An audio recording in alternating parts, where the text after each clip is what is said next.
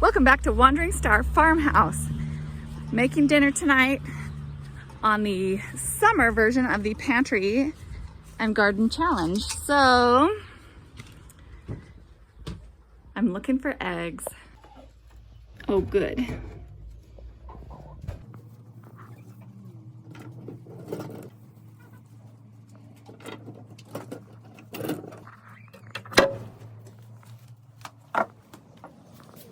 So for the pantry challenge, you're kind of supposed to use up what's in your pantry.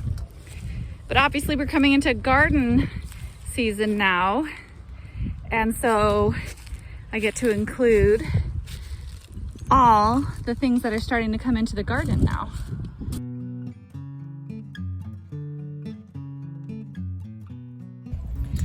The spinach plant is almost done. It's starting to bolt. So you can see it's getting longer and taller. And it's getting ready to send out flowers.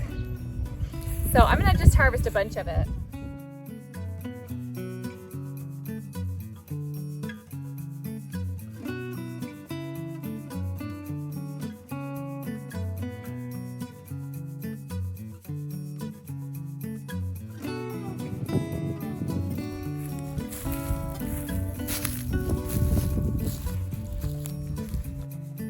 I always like to rinse off my greens from the garden in a big bowl of cold water. You can do a whole sink full of water if you have enough things that you've brought in, but this is really good because I'm always surprised by how much grit and dirt is on these leaves, even though the leaves are up above the ground. And then the other thing is it's really important, especially if you're gonna eat your greens fresh, like in a salad, to cool them off really quickly in that cold water. Helps them be more crisp. Today I'm gonna be making a frittata, and I'm starting out with some bacon. I like to start out my frittata with some bacon if I have it, but if I don't have it, then I just start out with bacon grease, and maybe I will use like some onions. The thing about frittatas, it's one of the first things that we learned how to make when we started homesteading, because we had, an abundance of eggs. And then we would have different random greens from the garden, whether that was kale or Swiss chard or spinach. It's really good with asparagus too. I've made it with asparagus before.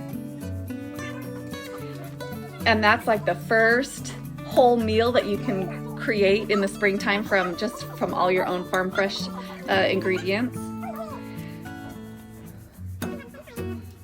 I don't even go off of a recipe at this point. I'll use however many eggs I think we need for however many people are here that day, and mix them up with a little bit of salt and a little bit of milk sometimes.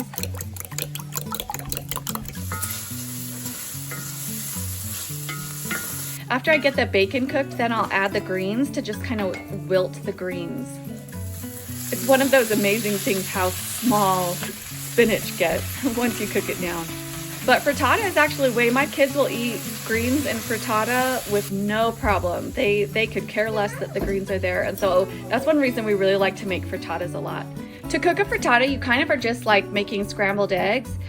I like to let the eggs sit for a minute just till I start to see the bottoms turning opaque. And then I stir it up a little bit. And then I let it sit for a little bit longer and I stir it up a little. And then when I get to that point where it seems like I would need to stir it up one more time and to finish cooking it, that's when I will grate a little bit of Parmesan cheese on the top and finish it all off under the broiler. The whole thing kind of puffs up in the oven, but then comes out with this nicely browned cheese on top, and we slice this up into wedges and pass it around. Please hit that subscribe button and come back soon to see everything we're gonna make this summer, eating from our pantry and fresh from our garden.